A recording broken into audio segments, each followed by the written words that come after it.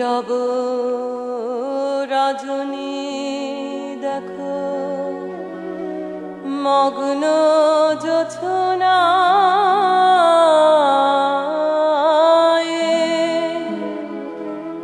ধীরে ধীরে অতি ধীরে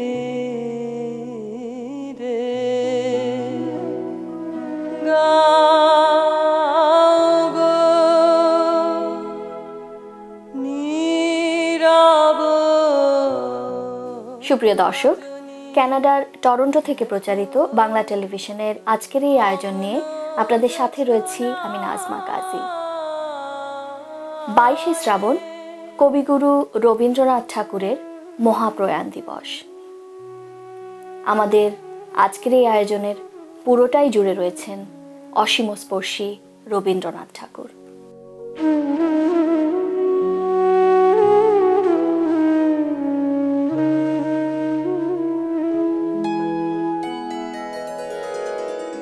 বিশ্বকবি রবীন্দ্রনাথ ঠাকুরের ৭১তম মৃত্যুবার্ষিকী উপলক্ষে বাংলা টেলিভিশন কানাডার আজকের এই বিশেষ আয়োজন থেকে কবির প্রতি রইল আমাদের শ্রদ্ধাঞ্জলি। এই অনুষ্ঠানটি তাঁরই স্মৃতির প্রতি উৎসর্গীকৃত। কণ্ঠ সাথে সুকণ্ঠ মিলা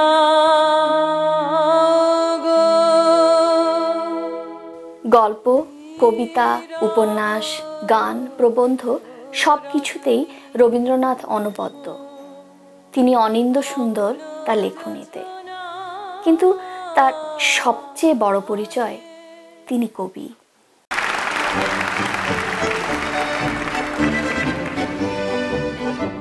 বাংলা টিভি কানাডার সব পুরনো অনুষ্ঠানই এখন ইউটিউবে। লগ অন করুন youtube.com/Bangla TV Canada। দেখে নিন আপনার পছন্দের অনুষ্ঠানটি। আমরা এগিয়ে সময়ের সাথে।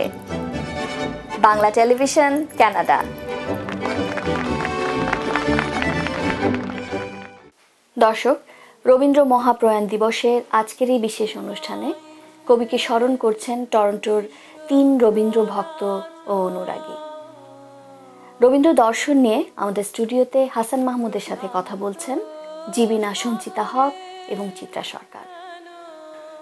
বাংলা টেলিভিশনের আজকের অনুষ্ঠান কবিগুরুর ৭১তম মৃত্যুবার্ষিকী উপলক্ষে আমাদের সাহিত্য সংস্কৃতির আজকের আলাপচারিতার সাথে আছেন জীবিনা সঞ্চিতা হক, আছেন চিত্রা সরকার। দুজনেই আমাদের অত্যন্ত পরিচিত এবং অত্যন্ত জনপ্রিয় রবীন্দ্রসঙ্গীত শিল্পী। কিন্তু শুধু তাই নয়, দুজনের আবার দুটো আলাদা মাত্রাও আছে, সেদিক দিয়েও আমরা লাভবান হব।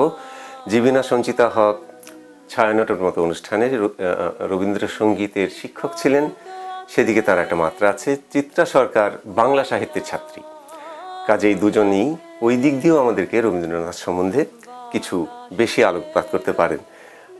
জীবিনা, চিত্রা, আজকে আমরা দুটো বিষয়ে আলোকপাত করব। একটা হচ্ছে রবীন্দ্রনাথের মৃত্যুচিন্তা এবং আমাদের বিশ্বে এখনও রবীন্দ্রনাথ কেন প্রাসঙ্গিক। তো জীবিনা, আপনি বলেন যে এখনও কেন রবীন্দ্রনাথ আমার আপনার জীবনে প্রাসঙ্গিক? হাসান ভাই, এখন আমাদের টেলিভিশন, রেডিও, পত্রপত্রিকায় পৃথিবীতে যে হিংসা, বিদ্বেষ,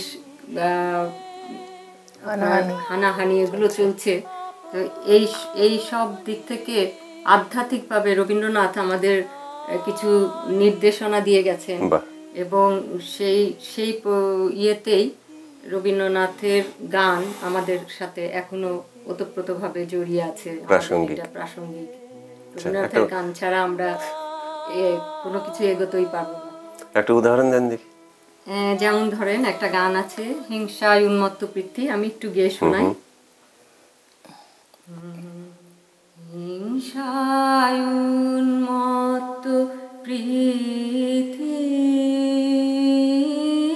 নিত্য নিঠুর দ্বন্দ্ব, ঘোর কুটিল পন্থ তার লোভ জটিল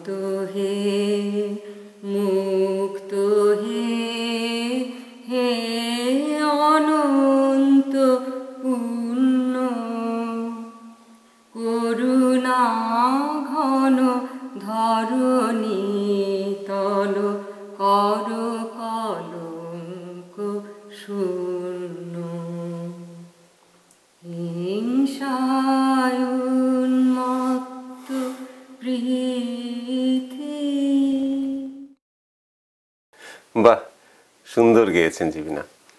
আসলেই আমরা এই অত্যাচার হানাহানি তো চিত্রা আমরা বন্ধ করার ক্ষমতা রাখি না, কিন্তু কষ্টটা পাই।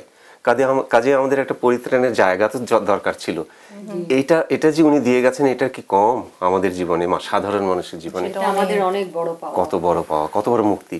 আমরা রবীন্দ্রনাথের প্রাসঙ্গিকতায় আবার ফিরে আসব, তার আগে ওনার মৃত্যু চিন্তাতে আমরা যাই চিত্রা। উনি মৃত্যুকে ব্যক্তিগতভাবে, সামাজিকভাবে, রাষ্ট্রীয়ভাবে এবং বৈশ্বিকভাবে কিভাবে দেখেছিলেন?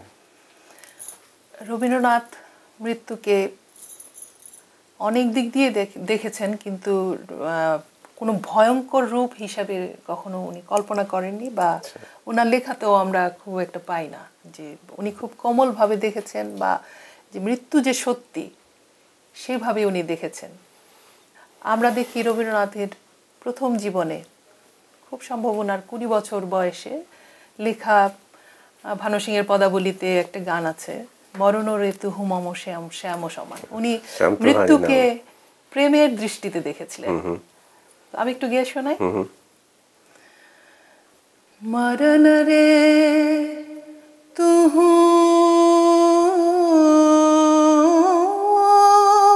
মামা श्याम समान, मेघ बरन तुझ मेघ जटा जुट रक्त कमल कर रक्त आधार पुट ताप विमोचन करुणा कर तब मृत्यु অমৃত করে দান, তুহু মম শ্যাম সমান। বাহ বাহ। এই গানটিতে বোঝা যায় যে রবীন্দ্রনাথ মৃত্যুকে শ্যামের সঙ্গে তুলনা করেছেন, শ্যাম ও সমান। রবীন্দ্রনাথের মৃত্যুবোধকে কি আমরা ওনার জীবন বোধের সাথে একেবারেই অঙ্গাঙ্গিভাবে জড়িত হিসেবে দেখি না? সংস্কৃতে একটা শ্লোক আছে, বাসাংসি ইরনানি যথা বিহায় নবানি গৃহনাতি নরহ পরানি তথা বিহায় এটসেট্রা। মানে হচ্ছে যে দেহ যেমন জীর্ণ বস্ত্র ত্যাগ করে নতুন বস্ত্র পরিধান করে, আত্মাও তেমনি জীর্ণ, শরীরটা পুরনো হয়ে গেলে এই শরীর বাদ দিয়ে একটা নতুন অস্তিত্ব গ্রহণ করে। তাহলে এখানে আমরা একটা চলমানতার প্রকাশ পাচ্ছি, যেটা কিন্তু রবীন্দ্রনাথের মৃত্যু জীবনবোধ মিলিয়ে এই চলমানতাটাকেই উনি একটা বিশ্বের চিরকালের শাশ্বত দর্শন হিসেবে প্রতিষ্ঠা করেছিলেন। এবং ওনার নোবেল প্রাইজটা কিন্তু এই সার্বজনীনতাটার উপরেই দেওয়া হয়েছিল। আমি দুটো লাইন বলি, যে এই যে দুনিয়াটাকে কিভাবে দেখছেন উনি, একটা স্রোতের মতো দেখছেন। মৃত্যু এখানে খণ্ডিত বিভক্ত কিছু নয়, মৃত্যু কোনো কিছুর অবসান নয়, মৃত্যু একটা চলমান প্রক্রিয়ার একটা অবিচ্ছেদ্য অঙ্গ মাত্র। উনি এইভাবে সত্যি হিসেবে উনি দেখেছেন এটাকে। তো এই পৃথিবীর কথা যেখানে শাশ্বত দর্শন চলে আসে, উনি বলছেন যে শ্যামলা বিপুলা এ ধরার পানে চেয়ে দেখি আমি মুগ্ধ নয়নে, সমস্ত প্রাণে কেন যে কে জানে ভরে আসে আঁখি জল, বহু মানবের প্রেম দিয়ে ঢাকা, বহু দিবসের সুখে দুঃখে আঁকা, লক্ষ যুগের সঙ্গীতে মাখা সুন্দর ধরাতল। হ্যাঁ, তারপরে উনি বলছেন যে হায় এ ধরায় কত অনন্ত, বরসে বরসে শীত বসন্ত, কি জানি দিক দিগন্ত ভরে এসেছে এবং চলে গেছে। এমনই বর্ষা আজিকার মতো, কত দিন কত হয়ে গেছে গত, তাই না? হ্যাঁ, মানে এই যে একটা চলমান প্রক্রিয়া, আমরা তার একটা অংশ মাত্র। যুগে যুগে লোক গিয়েছে এসেছে, সুখীরা দুঃখীরা কেঁদেছে, সুখীরা হেসেছে, প্রেমিক যেজন ভালো সে বেসেছে আজই আমাদেরই মতো, তারা গেছে শুধু তাহাদের গান, দু হাতে ছড়ায় করে গেছে দান। এই চলমান প্রক্রিয়াটার মধ্যে জীবন এবং মৃত্যুর কোনো আমরা বিভেদ দেখি না, তাই না? না, আমরা আসলে ওই প্রসঙ্গে যেতে পারি যে ঈশ্বরের কাছে উনি সমর্পিত ছিলেন, যে মৃত্যুটা উনি দেখেছেন যে অসীমে যাওয়ার যে একটা সত্যতা, সেটা উনি মেনে নিয়েছিলেন। কিন্তু ঈশ্বর থেকে উনি যখনই মানুষের কথা বলি, আমাদের কথা বলি, যে আমরা যখন ঈশ্বর থেকে মুখ ফিরিয়ে নেই, ঈশ্বর বিচ্ছিন্ন হয়ে যায়। বিচ্ছিন্ন হয়ে যায়, ঈশ্বর থেকে আমরা যখন বিমুখ হয়ে যাই, তখন আমাদের মৃত্যু অবশ্যম্ভাবী, এবং মৃত্যুটাকে তখন গ্রহণ করতেই হয় মানুষকে। কিভাবে বলেছেন উনি এটা? উনি বলেছেন ওনার গানের মধ্যে, কবিতার মধ্যে, আমি একটা গানের উল্লেখ করতে পারি, সেটা হলো তোমার অসীমে প্রাণ মনলয়ে, হ্যাঁ, যত দূরে আমি ধাই। তারপরের লাইনটা কি? তারপরে কোথাও মৃত্যু, কোথাও দুঃখ, কোথাও মৃত্যু, কোথাও বিচ্ছেদ নাই। তো এই যে তোমার সাথে যদি আমি ধাই, আর যখনই তোমার থেকে মুখ ফিরিয়ে নেই, তখন কি হয়? তখন শেষ। সেই লাইনগুলো কি? মৃত্যু সে ধরে, মৃত্যু যে ধরে, মৃত্যু সে ধরে মৃত্যুর রূপ, দুঃখ হয় হে দুঃখের কূপ। আমি গেয়ে শোনাই একটু। আচ্ছা। তোমার অসীমে প্রাণ মনলয়ে, যত দূরে আমি ধাই, কোথাও দুঃখ, কোথাও মৃত্যু, কোথাও বিচ্ছেদ নাই, তোমার অসীমে প্রাণ মনলয়ে, যত দূরে আমি ধাই। না, ভালো হয়েছে, খুব সুন্দর গেয়েছো। এখন আমরা আবার আমাদের প্রাসঙ্গিকতায় ফিরে আসি। রবীন্দ্রনাথ দুটো বিশ্বযুদ্ধ দেখেছেন, উনি চীন জাপান যুদ্ধ দেখেছেন। এই যুদ্ধগুলো ওনাকে বারবার পীড়িত করেছে এবং বারবার উনি কিন্তু প্রতিবাদও করেছেন। তোমার ইয়ের কথা মনে আছে, জালিয়ানওয়ালাবাগ মনে আছে? মাইকেল ওডায়ার জেনারেল জালিয়ানওয়ালাবাগের পাঞ্জাবে দরজা বন্ধ করে 1000 লোককে গুলি করে হত্যা করে। তখন তিনি তার যে স্যার উপাধি পেয়েছিলেন, নাইটস, ওটাকে ফিরিয়ে দিয়েছিলেন। এটা ছিল ওনার প্রতিবাদ। চীন জাপান যুদ্ধেও ওনার ছিল প্রতিবাদ। তারপরে উনি মারা গেছেন 41 সালে, 39 সালে দ্বিতীয় বিশ্বযুদ্ধ, 1914-15 সালে প্রথম বিশ্বযুদ্ধ। প্রতিবারই ওনার কণ্ঠ কিছু প্রতিবাদ এসছে, আর কষ্ট এসেছে খুব বেশি। উনি খুব কষ্ট পেয়েছিলেন যে মানুষে কেন এত হানাহানি হবে, এবং ওনার অনেক সৃষ্টি কিন্তু ওনার এই কষ্ট থেকে উঠে এসছে। আমি একটা উদাহরণ দেই। হ্যাঁ, নিশ্চয়ই। 1936 সালে যতীন দাস ভারত ভাগের আগে ওনাকে লাহোর জেলে রাখা হয়েছিল। কেন রাখা হয়েছিল? কোন যতীন দাস? কি করেছিলেন উনি? বাঘা যতীন। বাঘা যতীন, জি, ভারত। ওনার ডাকনাম ছিল গোবর।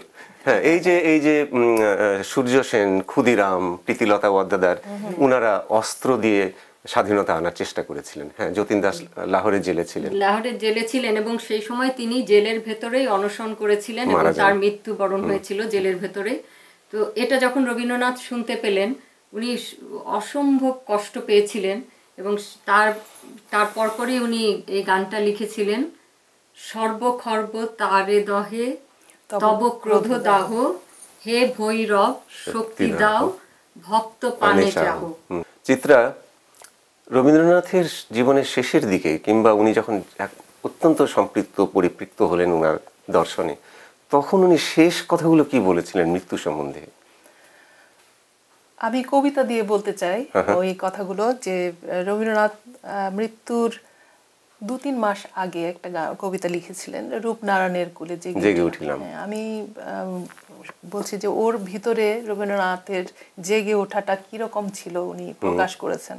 রূপনারায়ণের কুলে জেগে উঠিলাম, জানিলাম এ জগৎ স্বপ্ন নয়, রক্তের অক্ষরে দেখিলাম আপনার রূপ, চিনিলাম আপনারে আঘাতে আঘাতে, বেদনায় বেদনায়, সত্য যে কঠিন, কঠিনের ভালোবাসিলাম, সে কখনো করে না বঞ্চনা।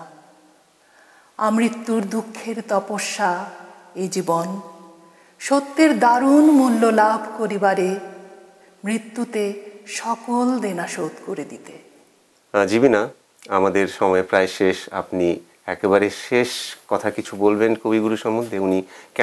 উনি কোন দিক দিয়ে আপনাকে এখনো সাহায্য করে চলেছেন?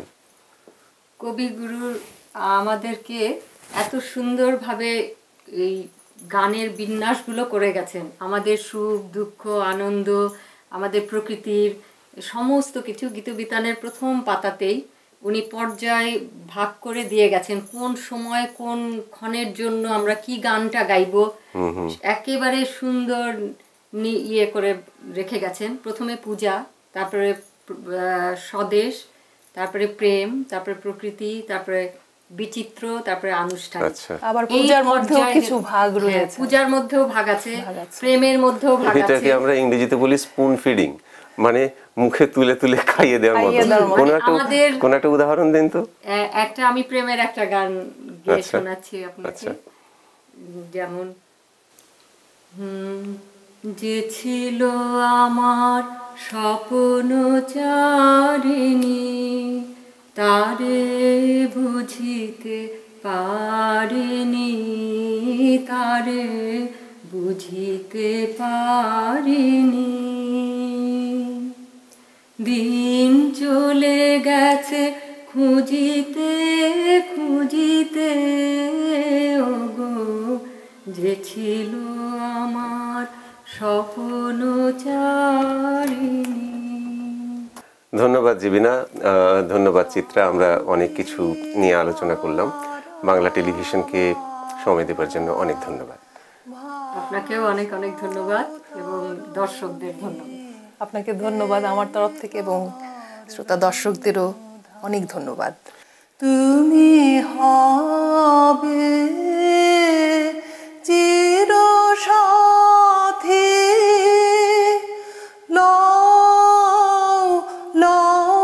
হে ক্রোড়পতি, অসীমের পথে জ্বলিবে জ্যোতি ধ্রুব তারকার সম্মুখে।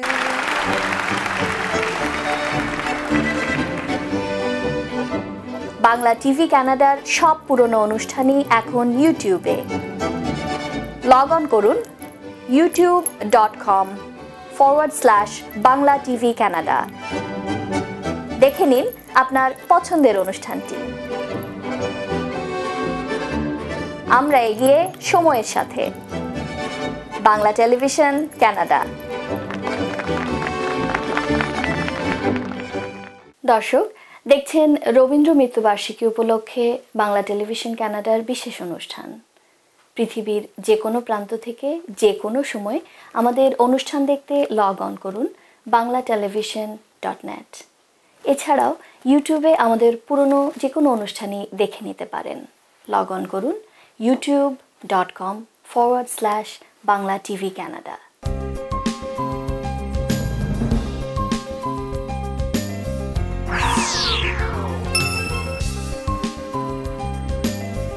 প্রণবেশ পোদ্দার দীর্ঘদিনের অভিজ্ঞতা নিয়ে আপনাদের সেবায়। আরইএসপি লাইফ ইন্স্যুরেন্স, আরআরএসপি নতুন ইমিগ্রেন্টের প্রাথমিক সেটেলমেন্ট। আমি প্রণবেশ, আপনাদের সেবায় সবসময়। 3028 Danforth avenue, Toronto. Poltu Kumar Sikdar, বাংলাভাষী Canadian barrister. Immigration, personal injury, criminal law, real estate সহ যে কোনো বিষয়ে আইনগত পরামর্শের জন্য নির্ভরযোগ্য ও বিশ্বস্ত। বাংলা মিডিয়া, বাংলা বই, পত্রিকা, গানের সিডি, নাটক ও সিনেমার বিপুল সমাহার। ড্যানফোর্থ ও ভিক্টোরিয়া পার্ক এলাকায় বাংলা মিডিয়ায় সাদর আমন্ত্রণ। 3000 ড্যানফোর্থ অ্যাভিনিউ, টরন্টো। একটি স্বপ্নিল বাড়ি, একটি লাভজনক ব্যবসা, একটি নির্ঝঞ্ঝাট কন্ডোমিনিয়াম। আপনার এমন সব স্বপ্ন পূরণে অভিজ্ঞ রিয়েল এস্টেট এজেন্ট শাহজাদ একটি বিশ্বস্ত নাম।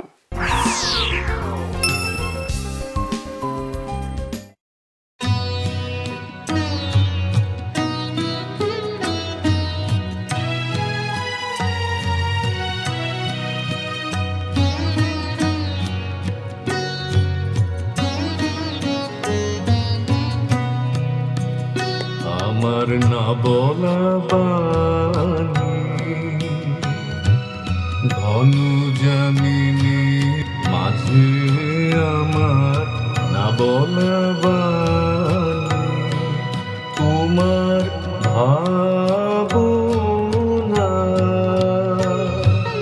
তারার মতন রাজে আমার না বলা বাণী,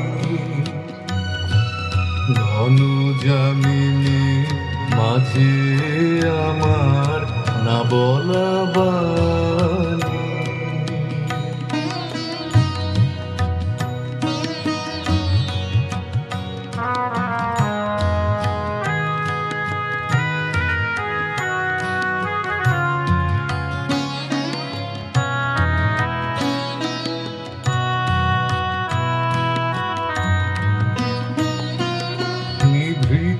মনের বনের ছায়া, নিভৃত মনের বনের ছায়াকে ঘিরে না দেখা ফুলে গোপন গন্ধ ফিরে ফিরে ফিরে, নিভৃত মনের বনের ছায়া, নিভৃত মনের বনের ছায়াটি ঘিরে না দেখা ফুলে গোপন গন্ধ ফিরে ফিরে ফিরে, লুকায় বেদনা অঝরায় শ্রুনিরে আমার, লুকায় বেদনা অশ্রুতবাসী হৃদয় গহনে বাজে বাজে বাজে আমার না বলা বাণী, ঘন জামিনী মাঝে আমার না বলা বাণী।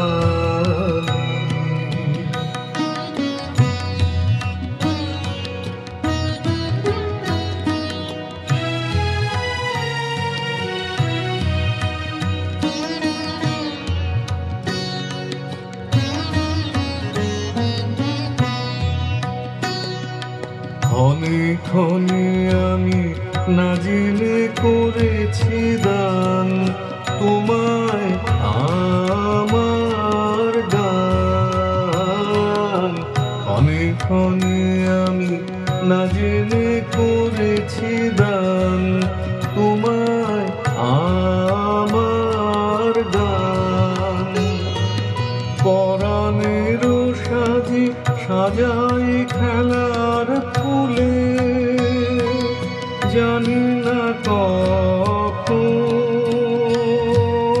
নিজে বেছে লাও তুলে লাও তুলে, পরাণের সাজি সাজাই খেলার ফুলে জানি না কখন নিজে বেছে লাও তুলে লাও তুলে, আলোকো আলোকে